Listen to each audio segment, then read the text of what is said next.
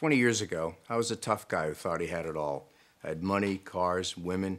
On the inside, I was dying. I was angry, I was lonely, I didn't have a real friend in the world.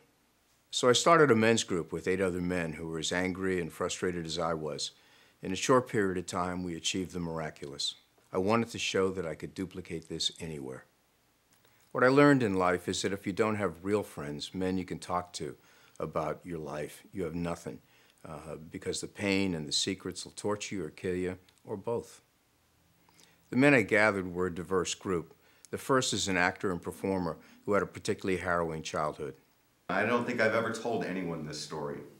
I'm putting my parents to bed at night, because they can't get up because they're passed out, or, they're screaming at each other, and I'm protecting my brother, and I'm cooking meals, and I'm doing laundry, and I'm like 8, 9, 10 years old.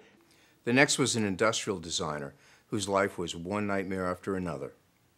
So he would hold us by one arm. I mean, it was not necessarily, any one of us, but, he'd hold us by one arm so he couldn't get away, and then just pretty much wield the leather straps. And so I just remember being absolutely terrified of my father. Stan was different. He was a burly cowboy with a perfect childhood whose troubles began as an adult. I was diagnosed with testicular cancer because you have a 5% chance to live. And my son was about, 3 or 4 years old. I came home from work one day and the house was cleaned out. I was pissed. I was just as mad as you could possibly get. And I didn't understand. I wanted to understand, what the hell happened here? I was the target of horrific childhood abuse that started at 7. Even I was shocked by what happened to the next fellow. When I was 4, my mom divorced my real father, who was in Utah State Penitentiary for life, and married even a worse guy.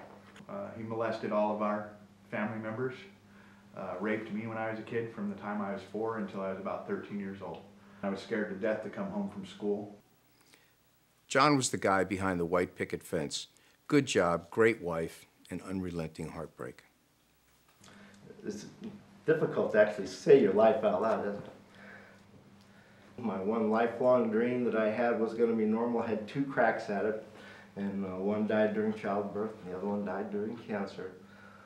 So all of my male experience through my life has been rather funky.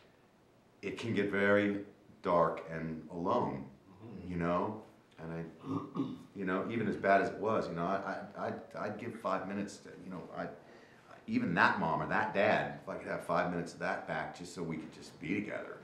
My goal was to prove that 6 complete strangers could come together and radically change their lives. I believe we succeeded.